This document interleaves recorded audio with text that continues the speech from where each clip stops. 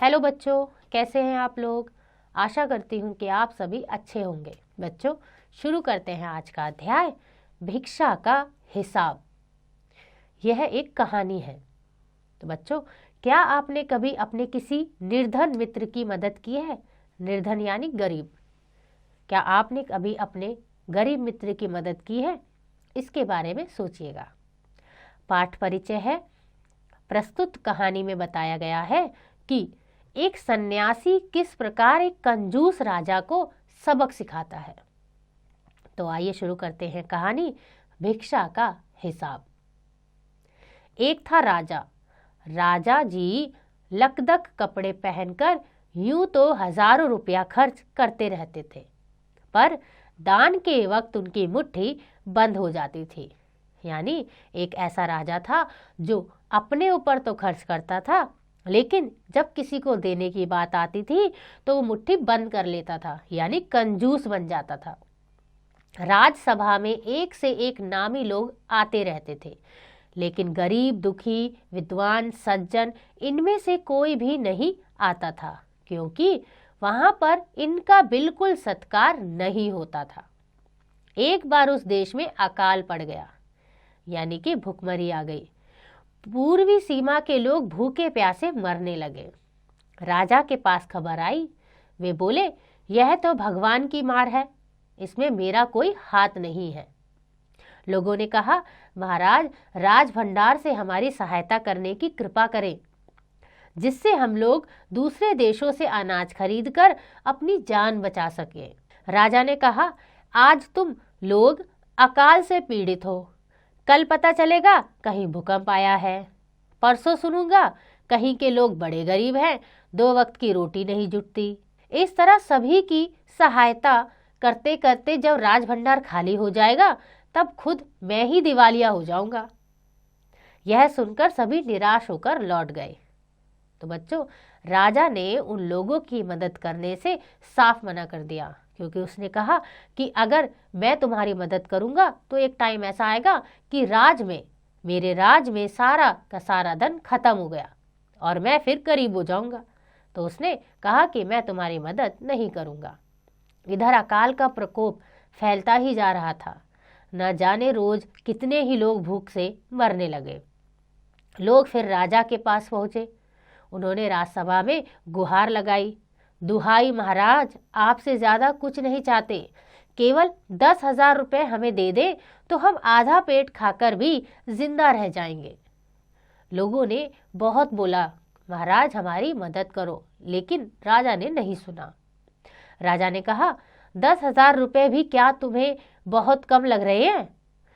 और इतने कष्ट से जीवित रहकर लाभ ही क्या है? एक व्यक्ति ने कहा, भगवान की कृपा से लाखों रुपए राजकोष में मौजूद है, जैसे धन का सागर है।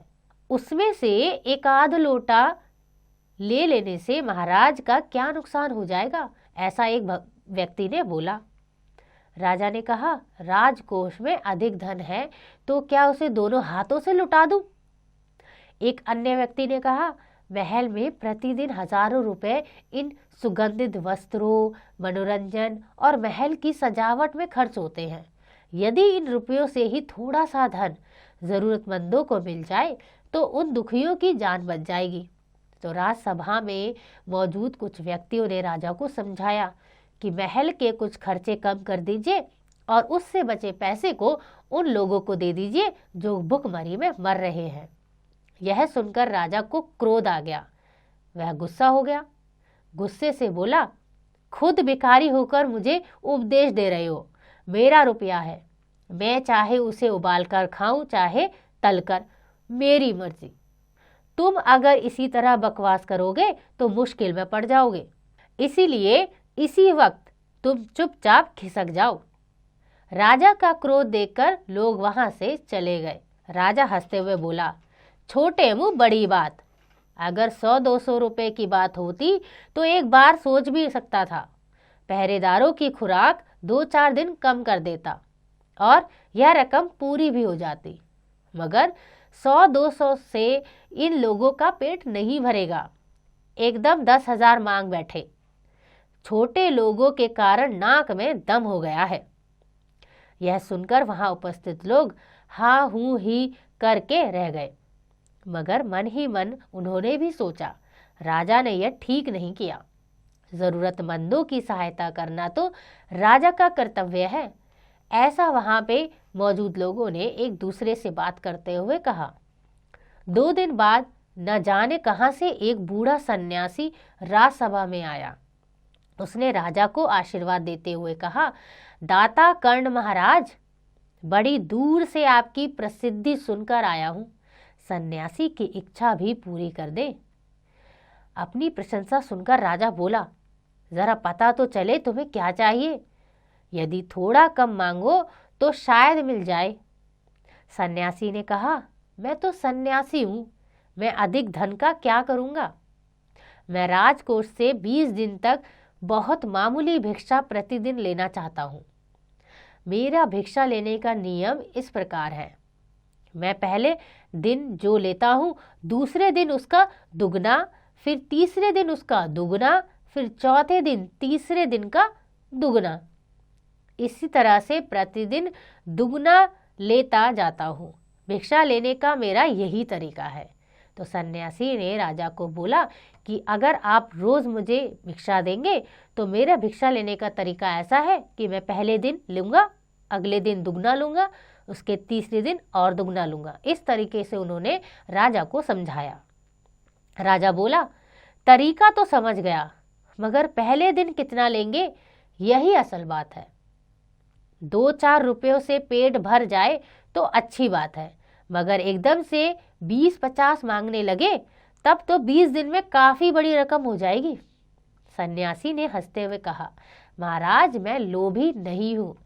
सन्यासी ने बोला कि महाराज मैं बिल्कुल लालची नहीं हूँ, आज मुझे 1 रुपया दीजिए, फिर 20 दिन तक दुगने करके देते रहने का हुक्म दे दीजिए। यह सुनकर राजा, मंत्री और दरबारी सभी की जान में जान आई। राजा ने हुक्म दे दिया कि सन्यासी के कहे अनुसार 20 दिन तक राजकोष से उन्हें भिक्षा दी जानी चाहिए। सन्यासी राजा की जय जयकार करते हुए घर लौट गए। राजा के आदेश के अनुसार राज भंडारी प्रतिदिन हिसाब करके सन्यासी को भिक्षा देने लगा। इस तरह 2 दिन बीते, 10 दिन बीते।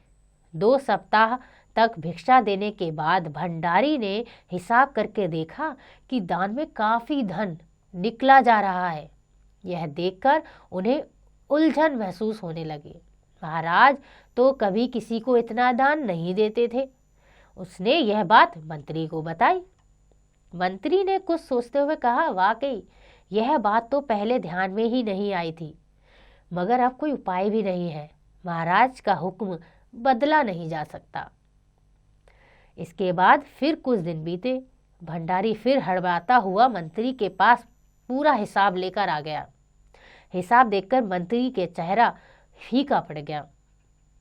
वह अपना पसीना पोंछकर, सिर खुजलाकर, दाढ़ी में हाथ फेरते हुए बोला, यह क्या कह रहे हो?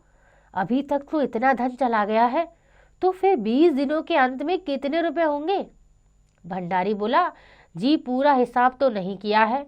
मंत्री ने कहा, तो तुरंत बैठकर अभी पूरा हिसाब करो। भंडारी हिसाब करने बैठ गया। मंत्री महाशय अपने माथे पर बर्फ की पट्टी लगाकर तेजी से पंखा झलवाने लगे। कुछ ही देर में भंडारी ने पूरा हिसाब कर लिया। मंत्री ने पूछा, कुल मिलाकर कितना हुआ? भंडारी ने हाथ जोड़कर कहा, जी 10,48,50,76 रुपए। मंत्री गुस्से में बोला, मजाक कर रहे हो? यदि सन्यासी को इतने रुपए दे दिए तब तो राजकोष खाली हो जाएगा। भंडारी ने कहा, मजाक क्यों करूंगा, आप ही हिसाब देख लीजिए। तो बच्चों आइए सबसे पहले देखते हैं हिसाब जो भंडारी ने मंत्री को दिखाया। भिक्षा का हिसाब। पहला दिन 1 रुपये, दूसरा दिन 2 रुपये, तीसरा दिन 4 रुपये, चौथा दिन 8 रुपये। अब बच्चों यहाँ देखो पैसा दुगना तिगुना हो रहा है। 5वां दिन 16 रुपये, छठा दिन 32 रुपये, 7वां दिन 64 रुपये, 8वां दिन 128 रुपये, 9वां दिन 256 रुपये, 10वां दिन 512 रुपये, आगे 11वां दिन 1024 रुपये, 12वां दिन 2048 रुपये, 13वां दिन 4096 रुपये, 14वां दिन 8192 रुपये, 15वां दिन 16,384 रुपये, 16वां दिन 32,768 रुपये, 17वां दिन 65,536 रुपये, 18वां दिन 1,31,072 रुपये, 19वां दिन 2,62,144 रुपये, 20वां दिन 5,24,288 रुपये। कुल मिलाकर हो गया 10,48,576 रुपये। तो ये था हिसाब जो भिक्षा का था। यह भंडारी ने बताया मंत्री को। अब आगे देखिए क्या होता है। भंडारी ने कहा, यह कहकर उसने हिसाब का कागज मंत्री जी को दे दिया। हिसाब देखकर मंत्री जी को चक्कर आ गया। सभी उन्हें संभालकर बड़ी मुश्किलों से राजा के पास ले गए। राजा ने पूछा, क्या बात है? मंत्री बोले, महाराज, राजकोष खाली होने जा रहा है। राजा ने पूछा, वह कैसे? मंत्री ने बोला, महाराज, सन्यासी को आपने भिक्षा देने का हुक्म दिया है, मगर अब पता चल रहा है कि उन्होंने इस तरह राजकोष से करीब 10 लाख रुपए झटकने का उपाय कर लिया है। राजा ने गुस्से से कहा, मैंने इतने रुपए देने का आदेश तो दिया ही नहीं था, फिर इतने रुपए क्यों दिए जा रहे हैं? भंडारी को बुलाओ। मंत्री ने कहा, जी, सब कुछ आपके हुक्म के अनुसार ही हुआ है, आप खुद ही दान का हिसाब देख लीजिए। राजा ने उसे एक बार देखा, 2 बार देखा, उसके बाद वह बेहोश हो गया। काफी कोशिशों के बाद उनके होश में आ जाने पर लोग सन्यासी को बुलाने दौड़े। सन्यासी के आते ही राजा रोते हुए उनके पैरों पर गिर पड़ा। बोला, दुहाई है सन्यासी महाराज, मुझे इस तरह जान माल से मत मारिए, जैसे भी हो एक समझौता करके मुझे वचन से मुक्त कर दीजिए। अगर आपको 20 दिन तक भिक्षा दी गई तो राजकोष खाली हो जाएगा, फिर राजकाज कैसे चलेगा? सन्यासी ने गंभीर होकर कहा, इस राज्य में लोग अकाल से मर रहे हैं, मुझे उनके लिए केवल 50,000 रुपये चाहिए। वह रुपया मिलते ही मैं समझूंगा मुझे मेरी पूरी भिक्षा मिल गई है। राजा ने कहा, परंतु उस दिन एक आदमी ने मुझे कहा था कि लोगों के लिए 10,000 रुपये ही बहुत होंगे।